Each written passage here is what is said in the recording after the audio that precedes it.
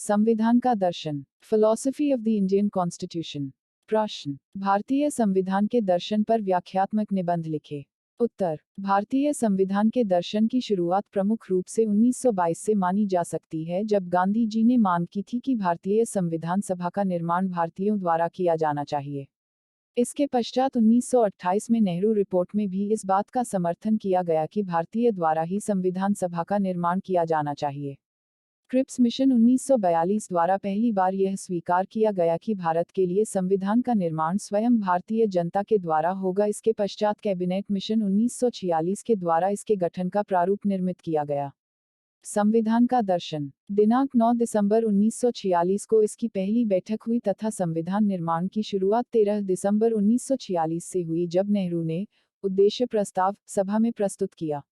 नेहरू के इस उद्देश्य प्रस्ताव से ही भारतीय संविधान के दर्शन की शुरुआत मानी जाती है, जिसे बाद में संविधान में प्रस्तावना के रूप में जोड़ा गया। भारतीय संविधान के दर्शन की संक्षिप्त व विस्तृत व्याख्या करना संभव नहीं है, परंतु यहाँ कुछ महत्वपूर्ण बिंदुओं का वर्णन किया गया है जो संविधान के दर्शन की रूपरेखा तैयार करती है। यह निम्नलिखित है।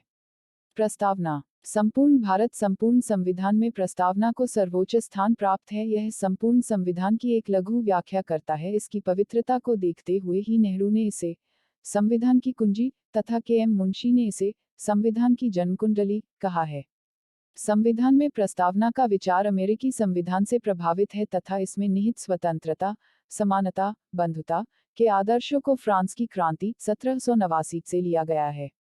इसके अतिरिक्त हम भारत के लोग शब्द से संविधान की शक्ति के स्रोत के रूप में भारत के लोगों को दर्शाया गया है। इसके अतिरिक्त इसमें संशोधन से संबंधित दो वाद महत्वपूर्ण हैं। सन 1960 का बेरुबारीवाद और 1973 का केशवानंद। मूल अधिकार, भारतीय नागरिकों पर अत्याचार, शोषण व भेदभाव प्रारंभ से होता आ रहा था, इसीलिए संविधान में इस संदर्भ में प्रावधान करना आवश्यक था। जिसका हनन कोई ना कर सके, ऐसे प्रावधानों को मूल अधिकार कहा गया, जो संविधान के भाग 3 में अनुच्छेद 12 से 35 तक वर्णित किए गए हैं। प्रत्येक भारतीय नागरिक को संविधान में दिए गए हैं मौलिक अधिकार प्राप्त है। इनमें से छठा अधिकार संवैधानिक उपचारों का अधिकार अनुच्छेद 32 सबसे अधिक महत्वपूर्ण है। इसके तहत व्यक्ति मौलिक अधिकारों को लागू कराने या हनन होने पर सीधे उच्चतम न्यायालय जा सकता है। निर्देशक तत्व, संविधान का दर्शन इस तत्व के अध्ययन के बिना अधूरा है, अर्थात संविधान के भाग 4 में अनुच्छेद 36 से 51 तक राज्यों को कुछ निर्देश दिए गए हैं, जिसका उपयोग कर प्रत्येक राज्य अपनी शासन व्यवस्था का संचालन करेगा तथा राज्य अपने कानूनों व नियमों का निर्माण करते हुए निर्देशक तत्वों को ध्यान में रखे। इसके अतिरिक्त इसमें वर्णित अनुच्छेद 40 ग्राम पंचायत महत्वपूर्ण है।